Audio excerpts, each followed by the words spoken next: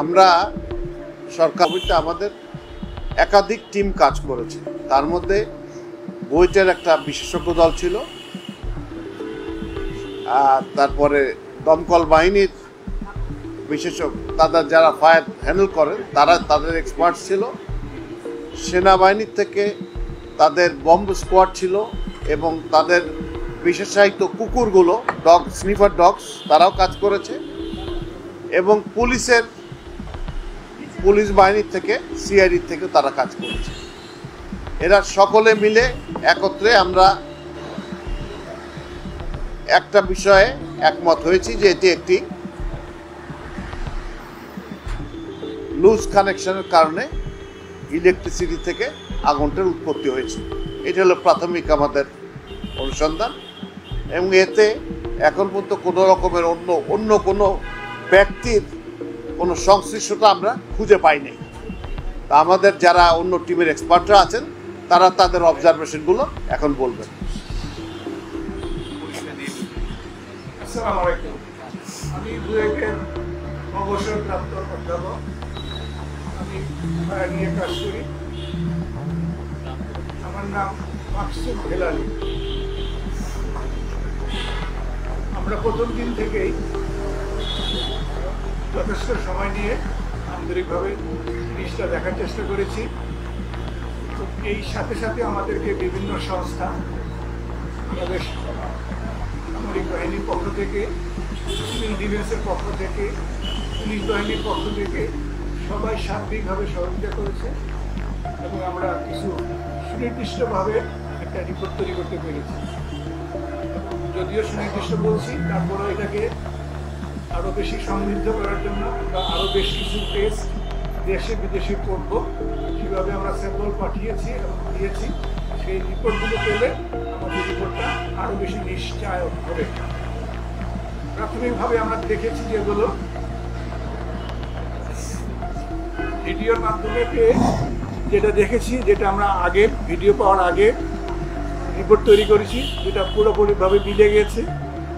আগুনের সূত্রপাতটার সময়টা 1:32 থেকে 1:39 মিনিট। আগুনের সূত্রপাতটা একটা নির্দিষ্ট সময় নয়, 7 মিনিট ধরে আস্তে আস্তে স্পার্কের মাধ্যমে যে এই জায়গাটা আগুন লাগে সেই জায়গাটা আস্তে আস্তে হটেড হয়েছে, গরম হয়েছে। প্রথম দিকে সেখান থেকে মেল্টেড ম্যাটেরিয়াল ঘষে ঘষে পড়েছে। তারপরে এটা এক সময়ে ইগনিশন টেম্পারেচারে গিয়েছে, তারপরে আগুন ধরেছে। আগুন ধরার সাথে সাথে ধোঁয়া হয়েছে এবং সেখানে আগুনের ফ্লেম তৈরি হয়েছে। ফ্লেমটা ভার্টিক্যাল উপর দিকে উঠে গেছে আর ধোঁয়াটা সচিবালয়ের বিল্ডিংয়ের একটা টানেলের এফেক্টের কারণে পশ্চিম দিক দিয়ে পূর্ব দিকে বেরিয়ে গেছে, যেটা আপাত দৃষ্টিতে মনে হয়েছে জিনিসটা দুই জায়গায়, আপাত দৃষ্টিতে দুই দিকে মনে হয়েছে। বাস্তবে সোর্স একটাই, কিন্তু বাতাসের গতি, বিল্ডিংয়ের ডিজাইনের ভিন্নতার কারণে দুই দিকে প্রবাহিত হয়েছে এবং মোটামুটি 12 থেকে 14 মিনিটে এই মানে যে আগুনটা উৎপাদিত হয়েছে সেটা ফ্ল্যাশ ওভার হয়েছে। এটা চূড়ান্ত আগুনে রূপায়িত হয়েছে, যেটা ভার্টিক্যালি উঠে গেছে এবং যেটা নিবানো অত্যন্ত কঠিন পর্যায়ে চলে গেছে। এই যে একটা টানেল এফেক্ট এবং এই যে ফ্ল্যাশ ওভার হয়ে যাওয়া, যেই কারণে আগুনটা নিভাতে খুব কষ্টসাধ্য ছিল, সময় সাপেক্ষ ছিল। 6 তলার আগুনটা যখন ছড়িয়ে গেছে, 6 তলা না নিভিয়ে 7 তলায় যাওয়ার সুযোগ ছিল না, যার জন্য ফায়ার ব্রিগেডকে 6 তলা শেষ করেই 7 তলায় উঠতে হয়েছে। নিরুপায় হয়ে জীবনের নিরাপত্তা বিঘ্নিত হওয়ার ভয়ে তাদেরকে জীবনের রিস্ক নিয়েই এই কাজটা করতে হয়েছে, যার ফলে বাড়তি কিছু সময় লেগেছে। আমি মনে হয় আপাতত এটাকে থামি, যেহেতু আরও অনেক আছে। এখন এবার এই যে জিনিসটা আমরা বললাম মুখে, এটা আমরা প্রাথমিকভাবে ফায়ার ডায়নামিক্স থেকে একটা রিপোর্ট তৈরি করি। পরবর্তী পর্যায়ে পুলিশের সিআইডি ডিপার্টমেন্ট ওইখানকার ভিডিওগুলো সংরক্ষণ করেছিল, সেটা আমাদেরকে দেখে আমাদের এই অঙ্ক করা জিনিস আর ভিডিও জিনিস 99% মিলে গেছে। সো আমরা মোটামুটিভাবে নিশ্চিত হয়েছি যে আগুনটা এইভাবেই সৃষ্টি হয়েছে, এইভাবেই প্রোপাগেট হয়েছে। আরেকটা জিনিস বলতে ভুলে গেছি, সেটা হচ্ছে আগুনটা প্রাথমিকভাবে সচিবালয়ের উত্তর দিক থেকে দেখা গেছে, দক্ষিণ দিকে দেখা যায় না, যেটা বাড়ি থেকে সচিবালয় আমরা দেখি। সচিবালয় যখন দেখা গিয়েছে সেটা কিন্তু আগুন উৎপত্তির প্রায় 1.5 থেকে 2 ঘন্টা পরে। ততক্ষণে আগুনটা লোকালাইজ 2টা পয়েন্টে মনে হয়েছে, একটা 6 তলায়, একটা 8 তলার কোনায়। বাইরে থেকে মনে হয়েছে দুইটা আলাদা অনেক দূরে, বাস্তবে ভিতরে এটা ইন্টারনালি কানেক্টেড ছিল, যেটা বাইরে থেকে বুঝতে অসুবিধা হয়েছে। আমি এখানেই শেষ করছি। আসসালামু আলাইকুম। আমি ব্রিগেডিয়ার জেনারেল মোহাম্মদ মাহবুবুর রাসেল। আমি সেনাবাহিনীর একজন বিস্ফোরক বিশেষজ্ঞ হিসাবে, তো আমরা শুরুতে ঘটনাস্থল পরিদর্শন করে যে জায়গায় সম্ভাব্য আগুন লাগার যে রুমগুলো আমরা পেয়েছি, আমরা ওখান থেকে 3টা নমুনা সংগ্রহ করি 3টা জায়গা থেকে, এবং ফায়ার সার্ভিস এবং সিভিল ডিফেন্সও আমাদেরকে একটা নমুনা দিয়েছে যে কোনো ধরনের বিস্ফোরক ব্যবহার করে নাশকতামূলকভাবে কি এখানে আগুন লাগানো হয়েছে কিনা। আমার এরিয়াটা ছিল এটাকে যাচাই করা। তো এই নমুনাগুলো সংগ্রহ করে আমাদের বাংলাদেশ সেনাবাহিনীর একটা চমৎকার একটা উচ্চমানের একটা আইডি ফিউশন সেন্টার আছে। এই আইডি ফিউশন সেন্টারে বিভিন্ন ধরনের হাই এন্ডের আপনার এক্সপ্লোসিভ ডিটেক্টরস আছে, যেমন মাস স্পেকট্রোমিটার, তারপর আইটেমাইজার, এক্সপ্লোসিভ ডিটেক্টর। এই ধরনের মেশিনগুলোতে আমরা কয়েকবার করে টেস্ট করে আসলে আমরা কোনো ধরনের এক্সপ্লোসিভ ব্যবহার করার মতো কোনো ধরনের সংশ্লিষ্টতা আমরা দেখি না এর ভিতরে। আর ফায়ার সার্ভিস সিভিল ডিফেন্স থেকেও যে নমুনাটা আমরা পেয়েছি, এই নমুনাতেও আসলে কোনো ধরনের এক্সপ্লোসিভ কন্টেন্ট বা যাতে কোনো কিছু ছিল না। তো এরপরে আমরা আরও নিশ্চিত হওয়ার জন্য আমাদের একটা ডগ স্কোয়াড আছে, যেটা যারা এক্সপ্লোসিভ ডিটেক্ট করতে পারে স্নিপিংয়ের মাধ্যমে গন্ধ শুকে, তাদেরকে নিয়ে এসে আমরা যে কয়টা ফ্লোরে আগুন লেগেছে প্রত্যেকটা ফ্লোরেই আমরা ওদেরকে দিয়ে সার্চ করেছি, এবং তার সাথে আমাদের এক্সপ্লোসিভ সুইপিং টিম যেটা ছিল তারাও সার্চ করেছে। আমরা আসলে এক্সপ্লোসিভ ব্যবহার করার মতো কোনো ধরনের এক্সপ্লোসিভ ব্যবহার করার মতো আসলে কোনো ধরনের কোনো আলামত বা কোনো কিছু আমরা পাই না। তো এটাই ছিল আমাদের পক্ষ থেকে আমি যেটা নিয়ে আমি কাজ করেছি। ধন্যবাদ। আসসালামু আলাইকুম। আমি ব্রিগেডিয়ার জেনারেল মোহাম্মদ জায়েদ কুমার। আপনারা অলরেডি ফায়ারের তোমাদের বিবরণগুলি শুনেছেন। তো ফায়ার সার্ভিসের আমাদের প্রথম যে 3টা দল অগ্নিকাণ্ডের সাথে সম্পৃক্ত হয়, এর মধ্যে 7 নম্বর ভবনের পশ্চিম অংশে 6ষ্ঠ তলার সিঁড়িতে একটা 52 এবং মধ্যখানের সিঁড়িতে একটা 58 এবং পূর্বাংশের সিঁড়িতে 2টা 7 গড়িয়া দ্বারা ফায়ার ফাইটিং শুরু করে। আপনারা ইতিমধ্যেই জেনেছেন যে ফায়ারটা পূর্ণ বিকশিত অবস্থায় ছিল, অর্থাৎ ফুলি ডেভেলপড অবস্থায় ছিল, এবং আমাদের ফায়ার ফাইটিং টিম যখন সিঁড়িতে পৌঁছায় তখন যে করিডোর ছিল, করিডোরগুলিতে আপনার ফায়ারটা বিকশিত অবস্থায় থাকার কারণে, ফুলি ডেভেলপড অবস্থায় থাকার কারণে আগুনের তাপমাত্রা ছিল তৈরি। এর মধ্যে আমাদের ফায়ার ফাইটার থেকে কাজ করতে হয়েছে, পাশাপাশি আমাদের বিভিন্ন স্টেশন থেকে আমাদের ইউনিটগুলি মুভ করেছিল। এর মধ্যে স্পেশাল গাড়ি যেটাকে বলা হয়, উঁচু মইযুক্ত গাড়ি, সেগুলি প্রবেশে কিছুটা সীমাবদ্ধতা ছিল। পরে আমরা দক্ষিণ দিক থেকে 2টো গাড়ি সচিবালয়ের 7 নম্বর ভবনের সামনে স্থাপন করতে সমর্থ হই। এতে আমাদের কিছুটা সময় চলে যায়, but in the meantime ওই সময়ের মধ্যে আমাদের ফায়ার ফাইটাররা গতানুগতিক পদ্ধতিতে সিঁড়ির মধ্যে দিয়ে পানি ডেলিভারি হোস দিয়ে পানি সাপ্লাই দিয়ে তারা ফায়ার ফাইট করছিল। একটা জিনিস উল্লেখ্য যে প্রতিটা ফ্লোরে 4টা করে কলাপসিবল গেট ছিল, উচ্চ তাপমাত্রা ছিল। এই অবস্থায় আমাদের ফায়ার ফাইটার থেকে কলাপসিবল গেটগুলি কেটে কেটে সামনে দিকে, যেহেতু আবার করিডোরের মধ্যে একটা টানেল ইফেক্ট ছিল, যেখানে অতগুলো কোথাও বের হওয়ার জায়গা না থাকে, তাপমাত্রাটা ওখানের মধ্যে সীমাবদ্ধ ছিল। এই অত্যধিক তাপমাত্রার মধ্যে তাদের কাজ করতে হয়েছে এবং কলাপসিবল গেট কেটে কেটে ধীরে ধীরে ফায়ার কন্ট্রোল করে তাদেরকে আগাতে হয়েছে। এবং একসময় তাদেরকে 6 তলা থেকে 7 তলা যাওয়ার জন্য আগে 6 তলা তাদেরকে ক্লিয়ার করতে হয়েছে। একটা জিনিস উল্লেখ্য যে এখানে যেহেতু ইন্টেরিয়র ডিজাইন ছিল, ছাদগুলিতে প্রচুর ইন্টেরিয়র ডিজাইনের জিনিসপত্র ছিল এবং এখানে বৈদ্যুতিক কেবল এবং অন্যান্য তারের একটা সমাবেশ ছিল। এগুলিও আগুনটা ছড়িয়ে পড়াতে বেশ সহযোগিতা করেছে এবং অনেক দাহ্য বস্তু ওখানে ছিল, বিশেষ করে যে ইন্টেরিয়র ডিজাইনের সাথে যে সমস্ত রুমের পার্টিশনগুলি আসে বা অন্যান্য দ্রব্যাদি আসে, পাশাপাশি কাগজপত্র, অন্যান্য কাগজ উপরে এই সমস্ত বিষয়গুলি ছিল। বাট আমাদের ফায়ার ফাইটাররা সেই অতিক্রম করে তারা ফায়ার ফাইট কন্টিনিউ করেছে। আর এই ভবনটিতে alarm detector system, control panel এবং অটো স্প্রিংলারের ঘাটতি ছিল না, এবং ফ্লোরে যে হোস পাইপ সিস্টেম ছিল সেগুলি কোনোটা কাজ করেছে, আবার অনেকগুলি নজেল বেইন ছিল। ফলে আমাদেরকে আমাদের নিজস্ব যে হোস ফায়ার বা ডেলিভারি ফায়ার সিস্টেমের মধ্যে ফায়ার কন্ট্রোল করা সেটা করতে হয়েছে, এবং সেটাতে একটু সময় লেগেছে। সচিবালয়ের ওয়াটার রিজার্ভারে পানি মজুদ ছিল, আমরা পানিটা ব্যবহার করেছি, দ্বিতীয় স্থানে ছিল, বাট 3টি ওয়াটার রিজার্ভারে মজুদ পানি দিয়ে এত বড় ফায়ার কন্ট্রোল করা সম্ভব ছিল না। সেই জন্য আমরা ওসমানী স্মৃতি মিলনায়তন থেকেও পানি আনার ব্যবস্থা গ্রহণ করি। আপনারা জানেন ওই সময় দুঃখজনকভাবে আমাদের একজন ফায়ার ফাইটার শাহাদত বরণ করেন। এছাড়া আমাদের এই কার্যক্রমে ওয়াসা কর্তৃকও আমরা পানি সরবরাহ পেয়েছি, যেহেতু প্রচুর পানির প্রয়োজন হচ্ছে দীর্ঘ সময় ধরে আগুন নিবানোর কাজে। সর্বোপরি আমরা সকাল 8:05 আমরা আগুন সম্পূর্ণ নিয়ন্ত্রণে নিয়ে আসি এবং 11:45 সম্পূর্ণ নির্বাপন হিসেবে আমরা ঘোষণা দিই। আপনাদেরকে সবাইকে ধন্যবাদ।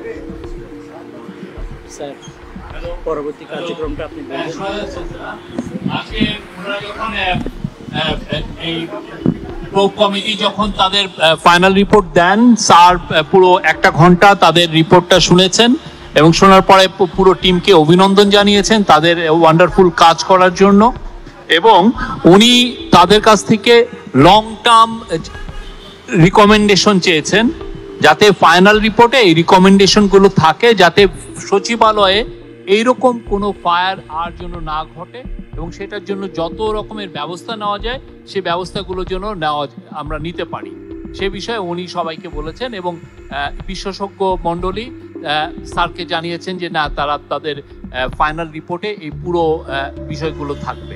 আমি সচিবকে দিচ্ছি, আর আপনাদের কোনো কোশ্চেন থাকলে করতে পারেন, আমরা 3 থেকে 4টা কোশ্চেন নিব।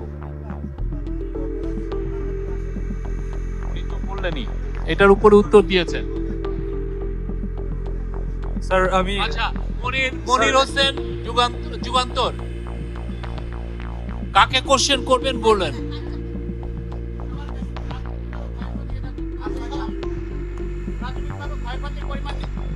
প্রাথমিকভাবে ক্ষয়ক্ষতির পরিমাণ নির্ধারণ করা সম্ভব হয়েছে কিনা একটা প্রশ্ন।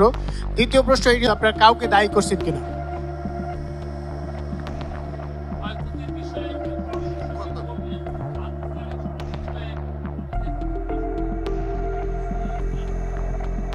ক্ষয়ক্ষতি নিরূপণের কাজ আমরা ইতিমধ্যে, যেহেতু এটা একটা ক্রাইম সিন ছিল, সেহেতু এর মধ্যে কাউকে প্রবেশ করতে দিইনি। ওখানে 6টা মন্ত্রণালয় কাজ করছে, ফলে এদেরকে ইন্ডিপেন্ডেন্টলি তাদের এই জিনিসগুলো করার জন্য বলা হয়েছে। আর পিডব্লিউডির একটা টিম ইতিমধ্যে কাজ করছে ওখানে, তো ফাইন্ড আউট ফিজিক্যালি বিল্ডিং এর কি কি ক্ষতি হয়েছে আর ইন্টারনাল ক্ষতি যেগুলো হয়েছে প্রত্যেকটা মন্ত্রণালয়, সেগুলো আলাদাভাবে তৈরি করা হচ্ছে। অর্থাৎ এই মুহূর্তে আমি বলতে পারবো না ঠিক কত, এটা আশা করছি হয়তো ফাইনাল রিপোর্ট যখন সাবমিট করব তখন হয়তো ইনশাআল্লাহ বলতে পারবো। ধন্যবাদ।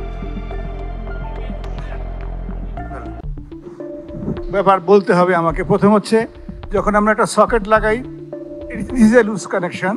যখন আমরা তার জোড়া দেই, দিস ইজ লুজ কানেকশন। দুইটা আলাদাভাবে বলি। সকেটে যখন ঢুকাই, এই সকেটের অনেক সময় ম্যাচিং হয় না, তারপরে আমরা জোর করে ঢুকাই। 2 নম্বর হচ্ছে, এই সকেট কয়েকবার ঢুকানোর পরে এটা লুজ হয়ে যায় তার ম্যাটেরিয়ালের গুণগত কারণে। আমাদের দেশে যে সকেট পয়েন্টগুলো পাওয়া যায় বিভিন্ন দামের, এই বিভিন্ন দামের কারণে এর কোয়ালিটি অ্যাসুরেন্স করা যায় না, যার জন্য সময়ে এগুলি লুজ হয়ে যায়। আমরা একই জিনিস যখন বারবার ব্যবহার করি, এটার একটা এইজিং এফেক্ট আছে, সময়ের সঙ্গে এর কোয়ালিটিটা খারাপ হতে থাকে। আমাদের এই জিনিসটা পরিবর্তন করার দরকার, যেটা আমরা করি না, যার জন্য আমরা অনেক সময় দেখাই যে সকেট ঢুকে গেলে একটা স্পার্ক আমরা দেখতে পাই। আমার মনে হয় আপনারা সবাই নিজেদের বাড়িতে যখন সকেট লাগান, কোনো না কোনো সময় স্পার্কটা দেখেছেন। আর যেটা হচ্ছে কানেকশনে যেটা বলি আমরা, জোড়া দেওয়ার ব্যাপারটা বলি আমরা, এটা আমাদের ব্যক্তিগত চরিত্রের ব্যাপার আছে। নিয়ম অনুযায়ী একটা তারের জোড়াটা হওয়া উচিত জাংশন টু জাংশন, কিন্তু আমরা মাঝখানে 2টা তার জোড়া দিয়ে পেঁচাই একটা ট্যাপ দিই। এটা একটা অনিয়ম, কিন্তু এটা আমরা করে অভ্যস্ত। অল্প সময়ের ক্ষেত্রে এটা চলে, কিন্তু দীর্ঘ সময়ের ক্ষেত্রে এই জাতীয় ট্যাপ পেঁচানোটা উচিত নয়। কারণটা হচ্ছে, এই ট্যাপগুলো যে গামটা থাকে, যে যে কামটা কোনোটা 6 মাস কোনোটা 1 বছর পরে কামটা চলে যায়, যার জন্য এই ট্যাপের আর গুণগত মানটা থাকে না। কিন্তু তখন আমরা আর পরিবর্তন করি না। যখন সময়ের পরিবর্তনের সাথে সাথে এখানে একটু লুজ হয়, গরম হয় এবং এই ট্যাপের গুরুত্বটা শেষ হয়ে যায়, আমরা এটা খেয়াল করি না। এটা আমাদের অভ্যাসগত কারণ, আমাদের চরিত্রগত কারণ, আমাদের ভুল। এ থেকে অ্যাভয়েড করার সবচেয়ে পদ্ধতি, নিয়ম আমাদের দেশে আইনে আছে। প্রতি বছর আমাদের লাইনগুলো চেক করার কথা, যেটা আমরা 10 বছরে করি না। এটা আমাদের ভুল। প্রত্যেকটা বড় বড় প্রতিষ্ঠানে রেগুলার একটা চেক লিস্ট তৈরি করে এগুলো চেক করা উচিত, চেক করা দরকার এবং এটাকে লোড দিয়ে টেস্ট করা দরকার। আমরা করি না, যেটা এখন গার্মেন্টস ফ্যাক্টরি রেগুলার ভিত্তিতে করে, কিন্তু আমাদের সরকারি অফিস, ব্যক্তিগত জীবনে আমরা এগুলো করি না, আমরা ভুলে যাই। এখান থেকে উৎপত্তি, এখান থেকে শুরু। অর্থাৎ লুজ কানেকশনের মধ্যে যেটা ব্যাপার, সেটা হচ্ছে আসলে আমাদের অভ্যাসে আসতে হবে। বছরে একবার হোক, 2 বছরে একবার হোক, উই হ্যাভ টু চেক কোনটা লুজ আছে, কোনটা ঠিক আছে। We have to check it এবং রিপেয়ার করা উচিত। আমি জানি না আমার প্রশ্ন দেওয়া শেষ হলো কিনা, উত্তর দেওয়া। আমি একটা ছোট একটা কোশ্চেন করব, আমার পরিচয়টা একটু দিয়ে নেই। শফিক ভাই, অন্য ইস্যুতে প্রশ্ন করা যাবে কিনা? ওকে, জি, আমি একটু বলে নেই। আমি দৈনিক সমকাল, আপনারা যারা এটার সঙ্গে সম্পৃক্ত ছিলেন, আমার মনে হয় যে তাদের মানে গুরুত্বপূর্ণ যারা ছিলেন সবাই আছেন। তো আপনাদের ভবিষ্যতে যাতে এই ধরনের কোনো অগ্নিকাণ্ড না ঘটে, এ ধরনের কোনো সুপারিশ আপনারা এই প্রাথমিকভাবে কিনা, এটা আমি দিয়েছেন। আগামী 10 দিনের মধ্যে সর্বকালীন দীর্ঘস্থায়ী বিভিন্ন সুপারিশ তৈরি করে দেওয়ার জন্য উনি আমাদেরকে নির্দেশ দিয়েছেন। We hope will do that. উনি নির্দেশ দিয়েছেন করার জন্য, প্রস্তাব দিয়েছেন, উনি নির্দেশ দিয়েছেন করার জন্য। আমি চ্যানেল আইতে আছি স্যার। আপনি বলেছেন যে মেইনটেনেন্সের অভাব ছিল, তাহলে যাদের মেইনটেনেন্স করার দায়িত্ব ছিল তাদের কি কোর্ট মনে করেন কিনা, এবং তাদের বিরুদ্ধে আপনাদের কি সুপারিশ থাকবে? রেগুলার মেইনটেনেন্স করার সুযোগটাই আমাদের থাকবে, বাকি সব প্রশাসনিক। আমাদের সুপারিশ থাকবে এটা রেগুলার মেনটেন করা হোক, বিএনবিসি নিয়ম মেনে কতদিন পরে পরে করা উচিত, কিভাবে করা উচিত, আমরা সেগুলি সাজেস্ট করব। কিন্তু করবে কি না, কিভাবে করাবে, এটা প্রশাসনিক ব্যাপার। এটা আমাদের কথা বলার সুযোগ আছে বলে আমি মনে করছি না। আমার নাম একটা প্রশ্ন, আমার নাম বিজন কুমার দাস, ডিবিসি নিউজে কাজ করি। আমার প্রশ্নটা হচ্ছে যে ক্ষতিগ্রস্ত করা যাবে নাকি ভেঙে ফেলতে হবে, কি মনে হচ্ছে আপনাদের কাছে? যেটুকু নষ্ট হয়েছে তা মেরামত যোগ্য, যেটুকু নষ্ট হয়েছে তা মেরামত যোগ্য। আমাদের সঙ্গে সিভিল ইঞ্জিনিয়ার ছিলেন, তিনি বলেছেন এটা মেরামত যোগ্য। আমি সিভিল ইঞ্জিনিয়ার নই, আমি ফায়ার এক্সপার্ট। স্যার, আমার প্রশ্নটা হচ্ছে যে যেহেতু সচিবালয়ে রাষ্ট্রের একটি খুবই আবার ফিরিয়ে আনা সম্ভব কিনা? আমি ফিজিক্যালি 2 বার পুরো বিল্ডিংটা উঠেছি, প্রতিটা রুমে হেঁটে হেঁটে ঘুরে দেখেছি, আমরা সবাই গিয়েছি। কয়েকটা রুমে পড়েছে, কিন্তু নথি যেখানে থাকে সেখানে কিছু পড়ে নিয়ে পর্যন্ত।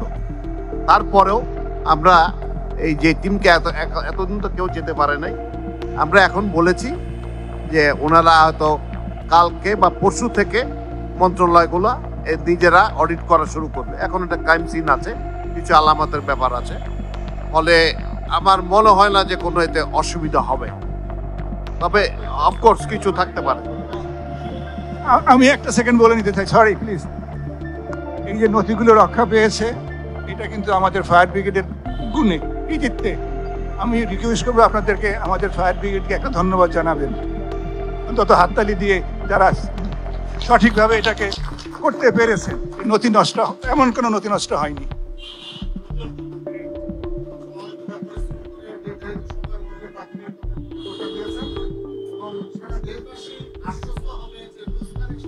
তারপরেও গত কিছুদিন যাবত একটা কথা চলছিল যে আলামত প্রয়োজনে বিদেশে পাঠানো হবে। আপনি বক্তব্যের শুরুতে মাননীয় স্বরাষ্ট্র সচিব বলেছেন, আমি এটা উত্তরটা আমি দিচ্ছি।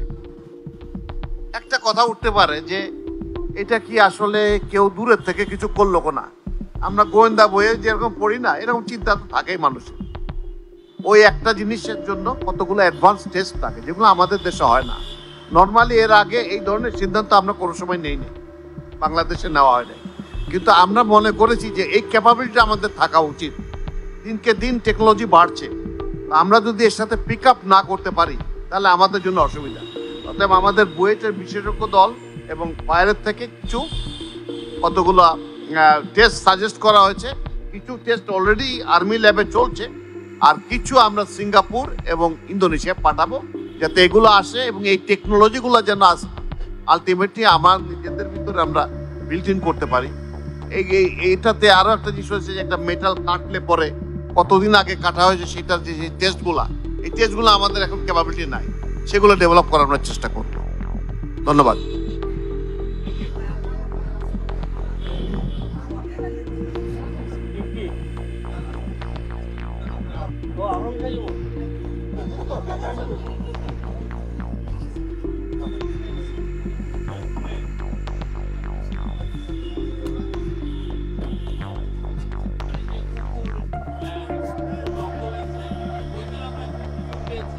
একটা সিসিটিভি ফুটেজের মাধ্যমে, এবং আমরা আগুনের সূত্রপাত যে জায়গা থেকে হয়েছে সেইটার আমরা একটা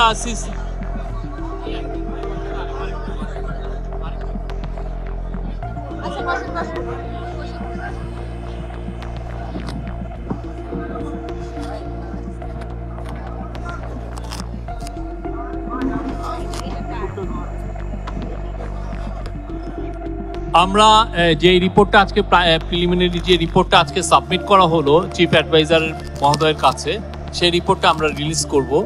আর অ্যাট দ্য সেম টাইম আমরা দুটো ভাইটাল ভিডিও পেয়েছি, যেটা থেকে আমরা ক্লু পেয়েছি যে কিভাবে আগুনের সূত্রপাত হলো, বিশেষ করে যেই জায়গার থেকে লুজ কানেকশনের কারণে হয়েছে, যেটা আমরা ধরছি যে স্পার্কের কারণে, সেই জায়গার সেই ভিডিওটা আমরা পেয়েছি। সেটার একটা ভিডিও আমরা আশা করছি রিলিজ করতে পারবো। এবং অ্যাট দ্য সেম টাইম একটা কুকুর, আপনারা জানেন যে একটা কুকুর মারা গিয়েছে, হ্যাঁ, সেই কুকুরটা কিভাবে মারা গেল সেইটারও আমরা একটা ভিডিও পেয়েছি, আমরা ওইটাও রিলিজ করব। Thank you very much. আপনারা দেখবেন, আমরা দেই, আপনি দেখেন, এটা আপনারা পাবেন। আর অন্যান্য বাকি তো ওনারা বললো। Thank you very much.